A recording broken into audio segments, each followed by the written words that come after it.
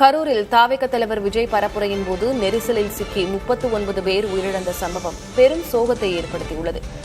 உயிரிழந்தோரின் உடல்கள் உறவினர்களிடம் ஒப்படைக்கப்பட்டு வரும் நிலையில் மருத்துவமனையில் என்ன நிலவரம் என்பதை நமது செய்தியாளர் மணிகண்டனிடம் கேட்கலாம். மணிகண்டன், யாருக்குமே இன்றைய காலை இப்படி தொடங்கி இருக்கக்கூடாது.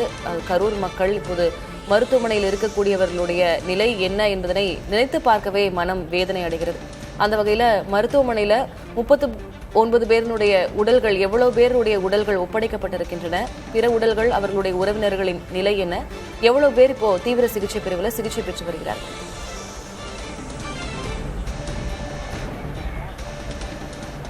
திலகவதி, நேற்றிரவு கரூரில் நடைபெற்றிருக்கக்கூடிய இந்த சோக நிகழ்வானது தமிழ்நாடு மட்டுமின்றி இந்திய அளவில் மிகுந்த சோகத்தை ஏற்படுத்தியிருக்கிறது. தாவேக தலைவர் விஜய் அவர்களை காண்பதற்காக திரண்ட மக்கள் கூட்டத்தில் கூட்ட நெரிசலில் சிக்கியிருக்கக்கூடிய 39 நபர்கள் நேற்றைய தினம் உயிரிழந்த சோகம் என்பது கரூர் மாவட்டத்தை உலுக்கியது. இதனையடுத்து தமிழக அரசின் சார்பில் அனைத்து பகுதிகள், அதாவது அருகில் இருக்கக்கூடிய நாமக்கல், திருச்சி, திண்டுக்கல் சேலம் உள்ளிட்ட பகுதிகளில் இருந்து மருத்துவ குழுக்கள் அனுப்பி வைக்கப்பட்டு உடனடியாக அவர்களுக்கு தேவையான சிகிச்சைகள் அளிக்கவும், இறந்தவர் உடல்களை பிரேத பரிசோதனை அனுப்பவும் தேவையான அனைத்து அவசர அடிப்படை நடவடிக்கைகளை மேற்கொள்ள அரசு நடவடிக்கைகளை முடுக்கிவிட்டிருந்தது. அதே சமயம் முதல்வர், அமைச்சர்கள் என அனைவரும் சம்பவ இடத்திற்கு நேரில் பார்வையிட்டு அரசு மருத்துவமனையில் சிகிச்சை பெறுபவர்களை நலம் விசாரித்து இறந்தவரின் உறவினர்களை சந்தித்து ஆறுதலில் தெரிவிக்கின்றனர். தற்போது நேற்று இரவு கூட்ட நெரிசலில் சிக்கி 39 நபர்கள் உயிரிழந்தனர். அவர்களில் 38 நபர்களின் உடல்கள் அடையாளம் காணப்பட்டிருக்கிறது. ஒரு பெண்ணின் உடல் தற்போது வரை அடையாளம் காணப்படவில்லை. அவரை அடையாளம் காணும் பணியானது தற்போது தீவிரமாக நடைபெற்று வருகிறது. இது சம்பந்தமாக பிணவரையில் நேரில் ஆய்வு செய்திருக்கக்கூடிய திண்டுக்கல் மாவட்ட ஆட்சியர் சரவணன் செய்தியாளர் சந்திப்பின் போது தெரிவித்தது என்னவென்றால், தற்போது 111 பேர் கரூர் மாவட்டத்தில் 111 பேர் சிகிச்சையில் இருப்பதாகவும், ஒருவரை தவிர மற்ற அனைவர்களும் நலமுடன் இருப்பதாக ஆட்சியர் தெரிவித்திருந்தார். அந்த அடையாளம் காணப்படாத ஒரு பெண்ணின் உடல் தற்போது அடையாளம் காணும் பணியானது தீவிரமாக நடைபெற்று வரும் நிலையில் பிரேத பரிசோதனை 38 நபர்களின் உடல்கள் அடையாளம் காணப்பட்டு அவற்றில் 15 நபர்களின் உடல்கள் பிரேத பரிசோதனை நிறைவு பெற்று உறவினர்களும் ஒப்படைக்கப்பட்டு வருகிறது.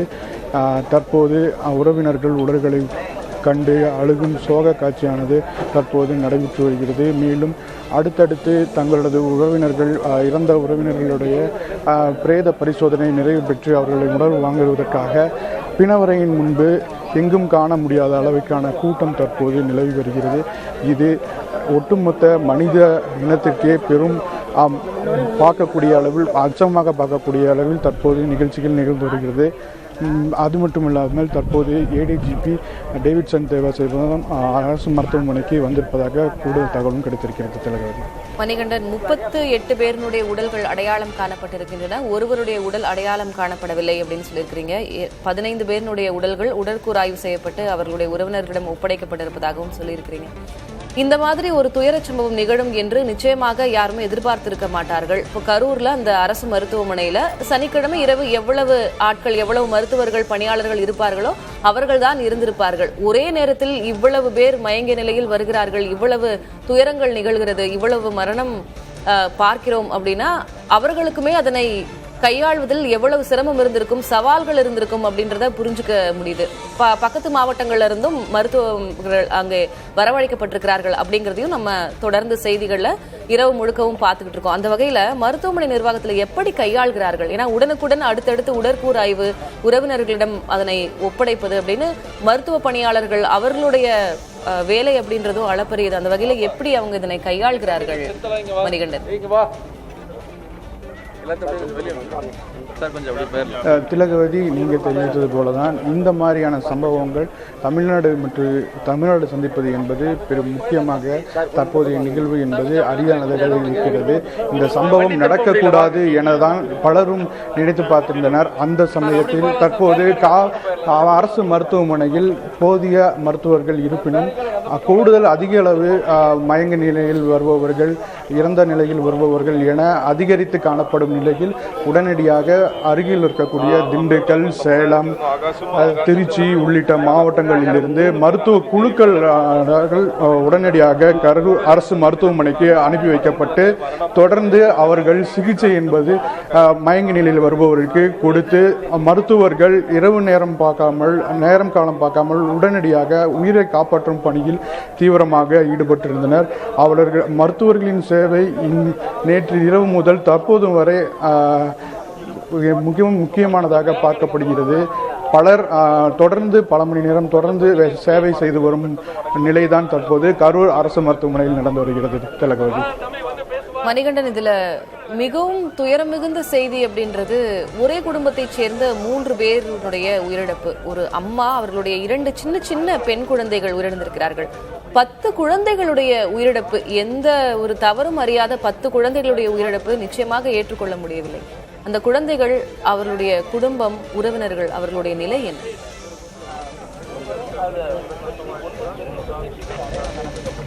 திலகவதி, இந்த 39 நபர்கள் உயிரிழப்பு சம்பவத்தில் 10 குழந்தைகள் இருக்கிறார்கள்.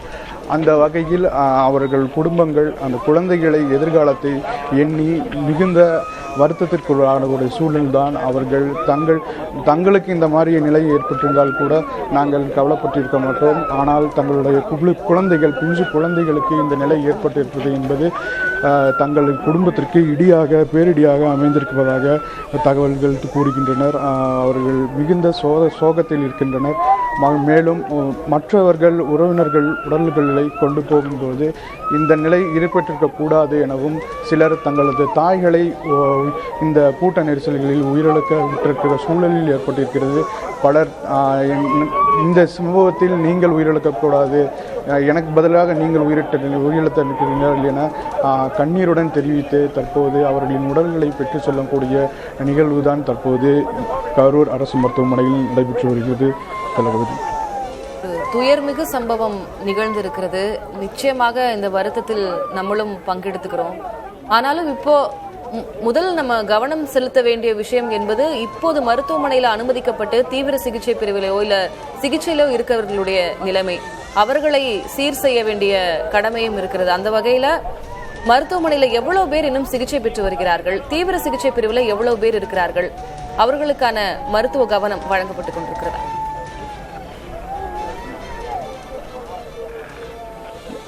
திலகவதி, இந்த சம்பவத்தில் கூட்ட நெரிசல் சம்பவத்தில் சிக்கி 111 நபர்கள் தற்போது வரை கரூர் மாவட்டத்தில் பல்வேறு மருத்துவமனைகளில் சிகிச்சை பெற்று வருகின்றனர். இதில் ஒருவர் மற்றும் தீவிர சிகிச்சை பிரிவில் இருப்பதாகவும் ஆபத்தான நிலையில் இருப்பதாக சற்று முன்புதான் திண்டுக்கல் மாவட்ட ஆட்சியர் சரவணன் தெரிவித்திருந்தார்.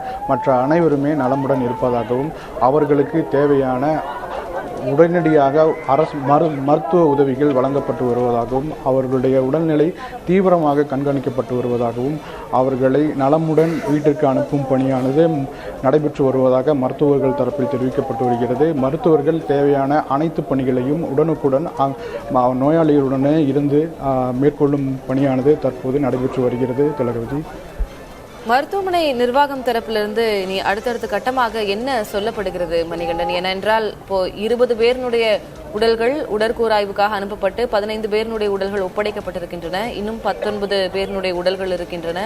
இனி அவங்க ஒரு புறம் சிகிச்சையிலையும் அவங்க கவனம் செலுத்த வேண்டும், உடற்கூறாய்வுகளையும் கவனம் செலுத்த வேண்டும். மருத்துவர்கள் தரப்பிலிருந்து என்ன சொல்லப்படுகிறது?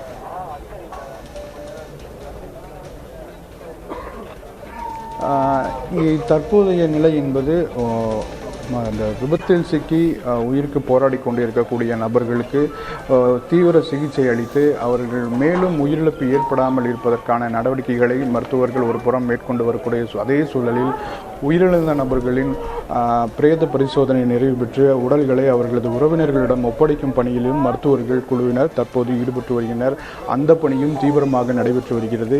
38 நபர்களின் உடல்கள் அடையாளம் காணப்பட்டிருக்கக்கூடிய சூழ்நிலையில் 15 நபர்களின் உடல்கள் பிரேத பரிசோதனை நிறைவு பெற்று உடனடியாக அவரது உறவினர்களிடம் ஒப்படைக்கும் பணியானது நடைபெற்று வருகிறது. தொடர்ந்து பிரேத பரிசோதனையை தீவிரப்படுத்தி அவர்களது இறந்தவர்களின் உறவினர்களுக்கு அவர்களுடைய உடல்களை கொடுக்கும் பணியானது தான் தற்போது தீவிரப்படுத்தப்பட்டிருக்கிறது. காரணம், உயிரிழந்த உடல்கள் வைக்கப்பட்டிருக்கக்கூடிய பிணவரைக்கு வெளியே அதிக அளவு உறவினர்கள் கூடியிருக்கின்றனர். மேலும் தற்போது சம்பவ இடத்திற்கு வந்திருக்கக்கூடிய ஏடிஜிபி அவர்கள் பிணவரையில் மேற்கொள்ளப்பட்டு வரும் நடவடிக்கைகளை துரிதப்படுத்துவதற்காகவும் மக்கள் அதிகம் கூடியிருப்பதை கட்டுப்படுத்துவதற்காகவும் அதிக அளவு காவல்துறையினர் பாதுகாப்பு பணிகளில் ஈடுபடுத்தப்பட்டு தற்போது பிரேத பரிசோதனை மருத்துவர்களால் துரிதப்படுத்தி உடல்களை ஒப்படைக்கும் பணியில் ஈடுபட்டிருக்கின்றனர். திலகவதி.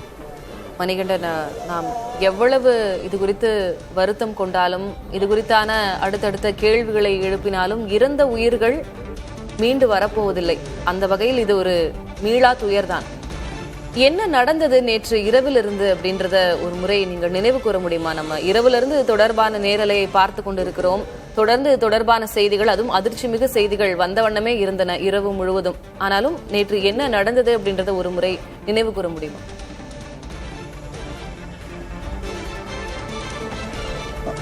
திலகவதி, நேற்றைய தினம் தாவேகா தலைவர் விஜய் அவர்கள் பரப்புரை பயணத்தை மேற்கொண்டிருந்தார். அந்த வகையில் நேற்றைய தினம் காலையில் நாமக்கல் மாவட்டத்தில் பரப்புரையை மேற்கொண்ட தாவேகா தலைவர் விஜய் சாலை மார்க்கமாக நாமக்கல்லிலிருந்து கரூருக்கு தேர்தல் பரப்புரைக்காக வந்திருந்தார். அவர் பேசுவதற்காக மதிய நேரம் என ஒதுக்கப்பட்டிருந்த நிலையில் அவர்களுடைய தொண்டர்கள் புடைசூழ வந்திருந்ததால் அவர்கள் அவர் பேசக்கூடிய வெளிச்சாமியூர், கரூர் மாவட்டத்தில் இருக்கிற வெளிச்சாமியூரில் வந்தடைவதற்காக காலதாமதம் ஏற்பட்டிருக்கிறது. இரவு நேரம் வந்திருக்கக்கூடிய விஜய் கடும் கூட்ட நெரிசல் என்பது ஏற்பட்டிருக்கிறது. காவல்துறையினர் தரப்பில் தெரிவிக்கப்பட்டது என்னவென்றால் 10,000 நபர்கள் கூடப்படும் என தெரிவிக்கப்பட்டிருந்த நிலையில் அதைவிட பல மடங்கு அதிகம் மக்கள் கூடியிருந்ததாக தெரிவிக்கப்படுகிறது. அதனால் கூட்ட நெரிசலில் பலர் மதியமே விஜய் வருவார் என தெரிவிக்கப்பட்டிருந்ததால் வெயிலையும் பொருட்படுத்தாமல் பலர் உணவருந்தாமல் குடிநீர் குடிக்காமல் நீண்ட நேரம் காத்திருந்த சூழல் தான் ஏற்பட்டிருக்கிறது. அதனால் நீர்ச்சத்து குறைவு ஏற்பட்டு சிலர் மயக்கமுடைய சூழல் ஏற்பட்டது. விஜய் பேசும்போதே மயக்கமுடைய சூழல் ஏற்பட்டு விஜயும் அவர்களும் தன்னுடைய வாகனத்திலிருந்து தண்ணீர் பாட்டில்களை எடுத்து கொடுக்கும் நிகழ்வும் நேற்று நடைபெற்றது. விஜய் அவர்கள் பரப்புரை மேற்கொண்ட போதே நிறைய ஆம்புலன்ஸ்களில் பலரை மருத்துவமனைக்கு அழைத்து செல்லும் நிகழ்வும் நடைபெற்றது. தொடர்ந்து விஜய் அவர்கள் பேசி சென்ற சிறிது நேரத்தில் அந்த பரப்புரை நடந்த இடம் முழுவதும் ஆம்புலன்ஸ் வாகனங்களும் சைரன் ஒலிகளாக ஒலிக்கப்பட்டது. காரணம், அந்த பரப்புரை மேற்கொண்ட இடத்தில் அதிகளவு நபர்கள் மயக்கமடைய தொடங்கியிருந்தனர். தொடர்ந்து அங்கு இருக்கக்கூடிய நபர்களை அருகில் இருக்கக்கூடிய தனியார் மருத்துவமனை மற்றும் அரசு மருத்துவமனைகளுக்கு கொண்டு செல்லப்பட்டனர். அவற்றில் பலர் வரும் வழியிலேயே உயிரிழந்திருப்பது எனவும் தெரிவிக்கப்பட்டிருந்தது. குறிப்பாக குழந்தைகள் அதிக அளவு மூச்சுத்திணறல் காரணமாக உயிரிழந்திருப்பது என்பது தெரிந்து வந்தது. தொடர்ந்து பெண்கள், ஆண்கள் என 39 நபர்கள் நேற்றைய தினம் உயிரிழந்திருக்கின்றனர். அவர்களுக்கு உரிய பிரேத பரிசோதனை தொடங்குவதற்கும் மேலும் தொடர்ந்து மருத்துவமனைகளுக்கு வரக்கூடிய நபர்களுக்கு தேவையான மருத்துவ சிகிச்சை அளிக்குவதற்காக மருத்துவர்களும் வரவழைக்கப்பட்டிருந்தனர்.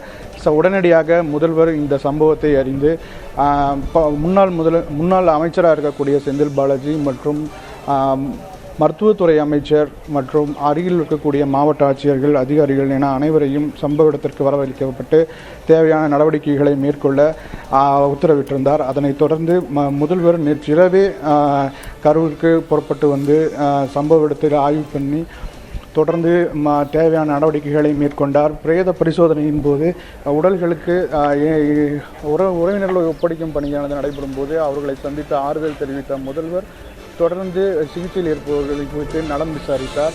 இந்த சம்பவம் நடைபெறக்கூடாத ஒரு சம்பவமாக தான் இருப்பதாக அவர் தெரிவித்திருந்த சூழ்நிலையில் தற்போது உடல்கள் அடையாளம் காணப்பட்டு அவற்றை பிரேத பரிசோதனை முடிவடைந்து உடல்களை ஒப்படைக்கும் பணியானது தற்போது நடைபெற்று வருகிறது.